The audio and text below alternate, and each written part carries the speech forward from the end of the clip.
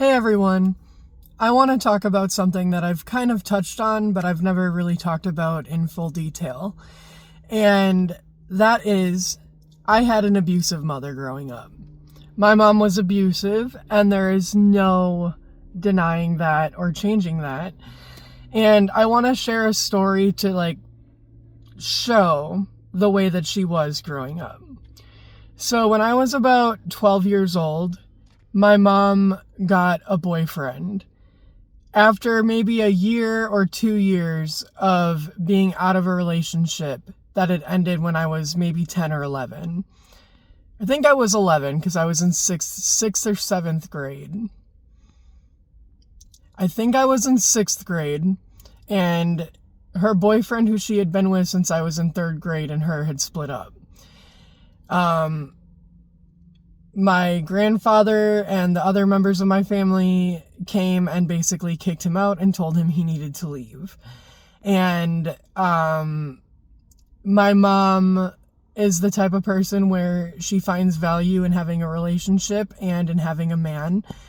And so even though things got better after he was gone, she couldn't handle being alone. And so she very quickly found another man. And my siblings and I went to my grandmother's for Christmas vacation, I think in seventh grade. When we came back from Christmas vacation, on the drive home, our mom was telling us about how she met this man through our aunt. He's super great. They've gone on a couple dates. She's been over to his house, and he's got a big house. And she was trying to sell him to us, basically. We met him, I think, the day after we got back home from my grandmother's. And it was just sort of awkward, but it wasn't anything too out of the ordinary. We just hung out at our home, and we played video games and stuff together. And it was winter time, so we also went outside a little bit and played in the snow, but it didn't last very long because it was cold. So for the most part, we just stayed inside and did things inside. I brought my mom into my room maybe halfway through the day, and I told her that I didn't really like him, and I just felt kind of weird about it. And my mom told me that she thinks that I'm getting defensive because another man is in the house, and that I'm getting territorial. First day of ever meeting this person, it was literally only the second week that she had known this person. And instead of trying to understand me or, validating my feelings or being empathetic in any kind of way, she accused me of being territorial and basically kind of told me to chill out and to back off. And she kind of told me that I would get over it, basically, after a little while. So, anyway, I felt forced to accept the situation and accept her new boyfriend. And very quickly, we started going back and forth from his house to our house. Although most of the time, because our house was in the city and just in general was better, the cleanliness was better. We had more space. We had more things. Technically, they had more space, but we had more livable space because their house, he had a son. So my mom's boyfriend's house was bigger, but it was super dirty and cluttered, and there were certain rooms you couldn't even go inside. So for the most part, we spent time at my mom's home and our home. Very quickly, it got to the point where they didn't live with us, but it felt like they might as well have because they were over all the time or we were over all the time. And really, it just came down to a couple nights a week. They would go and spend the night on their own, and we would spend the night on our own.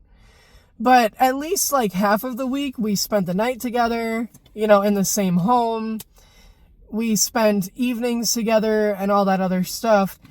And that continued for about 2 years, I would say. It ended mid 8th grade. So I guess it was more of like a year and a half, but it felt like a lot longer. I will say that it felt like a lot longer just because, and I think we had 2 summers with him and his son where we spent a lot of time together and stuff. So even though it wasn't like a full 2 years, we did have 2 full summers with them, I believe. And anyway, I became the scapegoat. He did not like me, and he straight up told me at one point that I never gave him a chance because I don't have a dad, and I am mad at my dad, and I'm mad at, other guys my mom's dated, and so I'm putting all of that on him, and I never even gave him a chance. And my mom heard him say all of that, and let him say all of that, and then when I, got upset and went inside, she agreed with him. The next day, she told me she thinks he's right, and she thinks that I never gave him a chance because I'm mad at my dad, and I put those feelings onto him. And, that wasn't why. It had to do with things like, I was making ramen noodles for myself, and I had boiled some water one day, towards the end of 7th grade. I accidentally dropped the water onto the floor because when I grabbed the bowl, I grabbed it by the bottom, and it was super hot coming out of the microwave. It was water that had been in the microwave for like 4 minutes. So yeah, it was scalding. It was scalding hot water. And when I dropped it, it splashed all over my foot and ankle. And I wound up with like a 3rd-degree burn on my foot and my ankle. And my mom looked at me, and she saw it happen, and, she saw my reaction to the pain and everything. And she said, "You know what? Good. I think you deserve that. Rummaging around in here, slamming things around with your attitude. That's what you get when you have an attitude like that." And then she and her boyfriend went outside to smoke a cigarette, and it took her an hour to come help me. And then she came in, and she minimized it, and she blamed me. And I hadn't even had an attitude that day. I had gotten home from school. I was hungry. I hadn't even had a conversation with her yet, or her boyfriend. And I had started making noodles, and apparently she thought that I closed the microwave door too hard. And so that was why she felt like I had an attitude and deserved my burn on my foot. And, she and him ridiculed me for the burn and straight up told me, it was good that it happened. They were happy it happened, and they hoped that I, quote-unquote, learned my lesson. For the next, month or 2, I had to deal with the burn by myself, and my mom literally would look at it and say, "I think it's infected," but then she wouldn't let me go to the doctor. She wouldn't help me treat it. She wouldn't tell me what to do. She just, and I was 11 or 12 years old. And when that relationship blew up in her face and they didn't work out, she blamed me, and she told me that it's not fair that when me and my siblings grow up, she's going to be all alone. And I have so much more that I could say. I think that's pretty much where I want to leave it, but I just wanted to share some of those experiences because I had a straight up abusive, neglectful mother. And she tried to convince me, and she did, growing up. I basically had Stockholm Syndrome.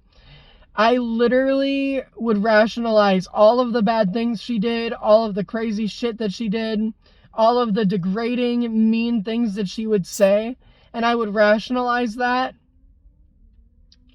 But I don't have to rationalize it anymore. She was just an abusive woman. She's just an abusive mom. And I am better off being no contact with her. And I'm very happy that I made that choice. And that's pretty much I wanted to make this video today.